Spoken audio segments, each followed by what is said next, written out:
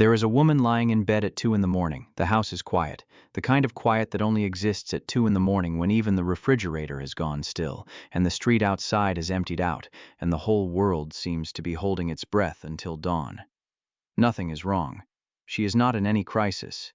She had a fine day. She is not sad exactly. She is just awake when she does not want to be, because a memory came back. It came back the way these things always come back, uninvited, unprompted, in full color. It is from 4 years ago, a dinner party. Something small. She said a comment that she has decided in the years since landed slightly wrong.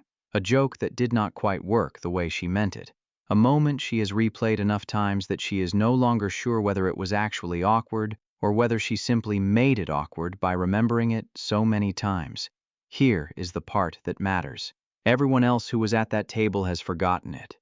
Completely. They forgot it by the next morning. They have not thought about that dinner once in 4 years, and if you ask them about it now, they would not even remember being there. The moment exists in the entire universe in exactly one place. Her. And tonight, for no reason at all, it is back. Word for word. The exact phrasing. The exact pause afterward. The exact feeling in her chest when she thought I should not have said that. She is going to be awake for a while. Hold her. We are going to come back to her. Because I want to tell you something. I think a lot of you have lived more nights than you would like to admit, and have rarely heard anyone explain with any kindness. Introverts remember everything. The exact words, the faces, the things somebody said 3 years ago that they themselves have long forgotten. The small moment in a conversation that everyone else let go of by lunchtime. The birthday, the coffee order, the name of a book a friend mentioned once in passing 8 months ago. And yes, the dinner party. The thing you said. The look on a face. The conversation that comes back at 2 in the morning when the rest of the world has finally gone quiet. People are sometimes amazed by it. How do you remember that? And people are sometimes unsettled by it. And the strange thing is that you yourself have never quite known whether it is a gift or a burden, because for as long as you can remember, it has been both at the same time. This is not a story about being stuck in the past. This is not a story about overthinking. This is not a story about a memory that works too hard. This is a story about why you remember what you remember. About the single mechanism underneath all of it, the beautiful memories and the painful ones which turn out not to be two different things at all. And by the end of this, you are going to understand your own remembering in a way that I hope makes it easier to carry. Especially on the nights when it gets heavy. Especially at 2 in the morning. So let me tell you why this happens. Because I think the explanation is on its own a kind of relief. When people are amazed that you remember something, how do you even remember that they are usually imagining memory as a storage problem? As though some people were simply born with bigger hard drives. As though you have more room inside your head than they have inside theirs, and that is why the details stay. That is not how memory works. That is not why you remember. In 1972, 2 researchers established something foundational about how human memory actually forms. What they found was this. The thing that determines whether you remember something is not how hard you try to memorize it. It is how deeply you processed it in the moment it happened. Information that gets processed shallowly, noticed in passing, half attended to, skimmed across, fades fast. It is gone by the next morning. But information that gets processed, deeply engaged with for its meaning, turned over, connected to other things, felt that information stays. Sometimes for the rest of your life. Which means something simple and kind of beautiful when you let it land. You do not remember things because you have a good memory. You remember things because you were paying deep attention when they happened. The memory is not the gift. The memory is the receipt of the attention. It is the proof left behind of how present you were. And here is the thing about introverts. Deep processing is not something you do on special occasions. It is not a setting you switch on when something important is happening. It is your default. It is the way your mind moves through an ordinary Tuesday.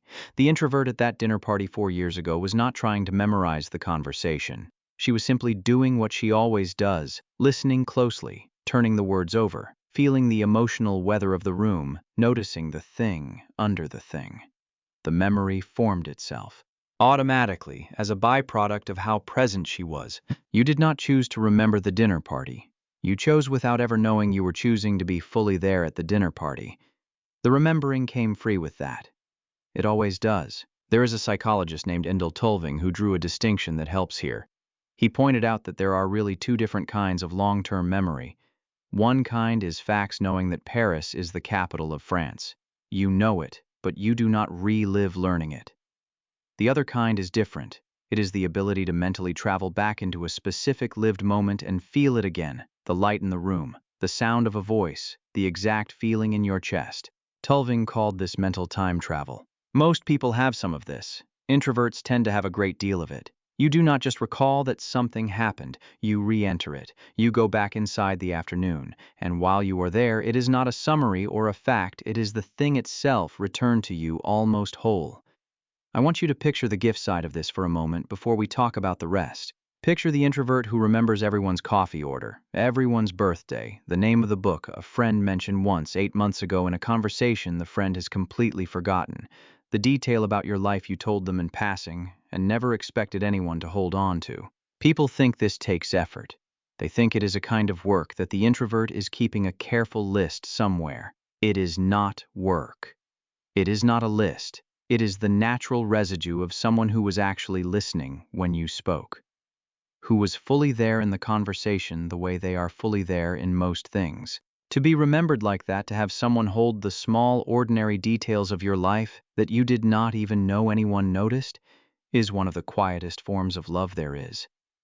And the people who love you that way are almost always the ones who remember everything.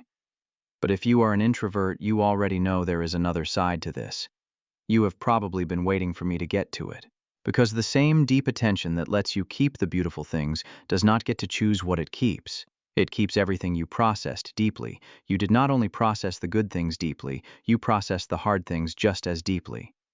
With the same care, the same full presence, the same complete attention you give to everything that happens close to you. Which means you carry the other memories as well. The conversation that went wrong that you can still quote word for word years later. The thing somebody said that hurt, the exact phrasing, not a paraphrase. The moment you believe you embarrassed yourself. The look on a face the moment you let someone down. You did not file these away as summaries. You kept them whole the same way you kept the good ones, because the part of you that does the keeping does not sort them into piles. It does not decide that the afternoon you fell in love is worth keeping, and the dinner party 4 years ago is not. It keeps both, with the same vividness, whether you want it to or not. This is why the old memory comes back at 2 in the morning. Not because you are broken, not because you are weak or stuck or unable to do the thing people keep telling you to do. Just let it go. The memory comes back because it was deeply encoded, and things that are deeply encoded are easier to trigger. And at 2 in the morning, when the noise of the day finally goes quiet, the deep store is the only thing left in the room with you. There is nothing else competing for the space, so it surfaces. The replay is not a malfunction. I want you to hear that clearly because I think you may have spent years believing it was. The replay is the cost of depth. The exact same depth that on other nights is the most beautiful thing you own. There was a writer who understood this better than almost anyone who has ever lived. His name was Marcel Proust. He was reclusive, hypersensitive, often ill, and he spent the last years of his life writing in a room lined with cork to keep the noise of the world out. His great subject, the thing he spent thousands of pages on, was memory, and specifically the kind of memory that arrives without being called. A taste, a smell, a particular slant of afternoon light, and suddenly you are returned completely to a moment you thought was gone forever. Proust understood that memory is not a filing cabinet you search through. It is a place you can suddenly fall into. You do not always go looking for it. Sometimes it reaches out and takes you. Introverts live closer to that place than most people do. The door to it is never quite all the way shut. There is a word for what this creates. It comes from Portuguese, and the Portuguese consider it nearly impossible to translate, which is part of why I want to give it to you. The word is saudade. Saudade is the bittersweet ache of remembering something beloved that is gone.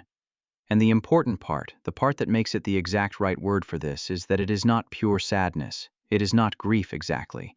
It contains the warmth of the thing being missed, held right alongside the ache of its absence. It is the feeling of a memory that hurts precisely because it was loved.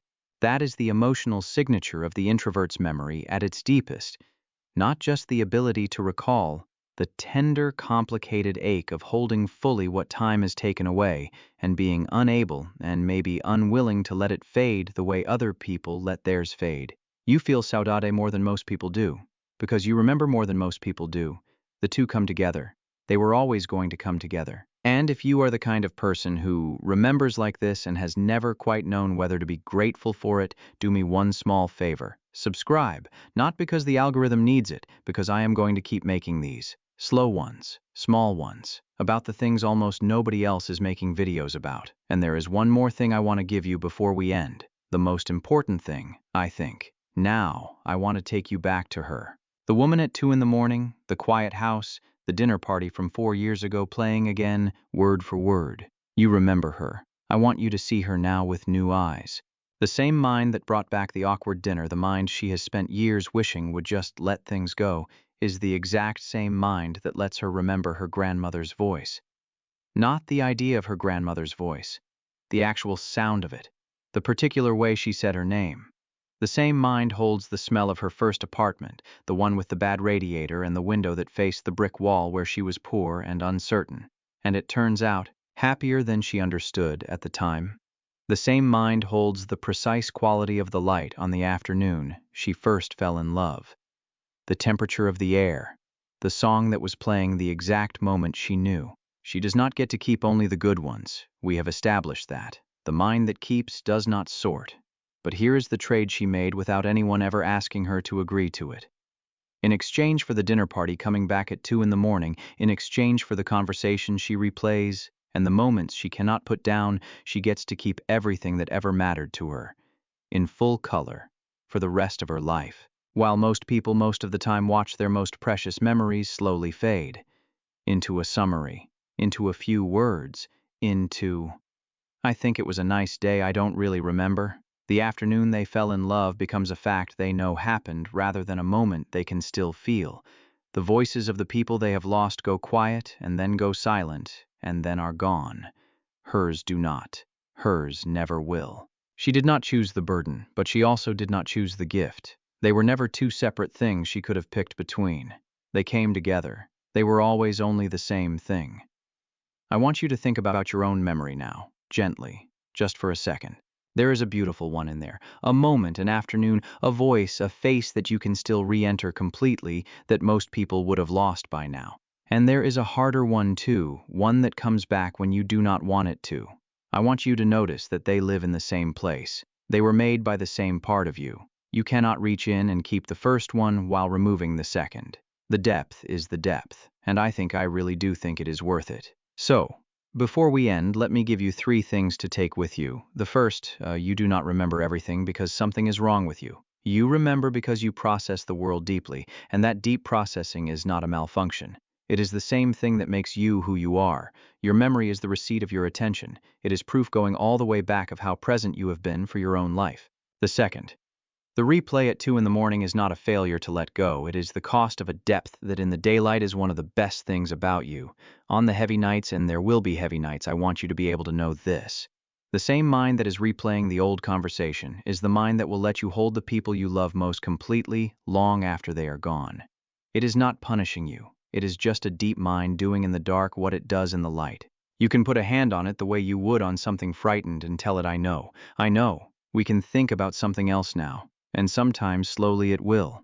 And the third, the one I want you to keep. Most people's memories fade. Yours do not. That is going to cost you something it always has. You will carry more than other people carry, but it also means you will be the one years from now at the funeral who can still hear the voice when everyone else has forgotten the sound of it. You will be the one who remembers the small, ordinary, beautiful moment that everyone else let slip away. In every family, in every group of friends, there is one person who keeps everything, who holds the memories for all the others, whether anyone thanks them for it or not. You are the keeper. It costs you something. It has always cost you something, but the people you love are going to be remembered fully by someone, and that someone is you. That is not a small thing to be. That is one of the most quietly important things a person can be. Before you go, I want to ask you something, and I do not want a clever answer. I just want you to sit with it for a moment. What is the smallest, most ordinary moment you have never been able to forget, and do you know why it stayed? Tell me if you want to. Sometimes naming the moment out loud and writing to a stranger on the internet is a way of thanking the part of you that kept it. I am glad you stayed for this one. There are more of these coming. Slow ones, small ones, the kind nobody else is making. Until then, the next time a memory comes back at 2 in the morning, and it is a heavy one, I want you to try something. See if you can let one of the good ones come back too. They are kept in the same place. They will come if you call them. Call them, and the same mind that has been keeping the hard memory all these years has been keeping that one for you the whole time too, waiting patiently for you to ask.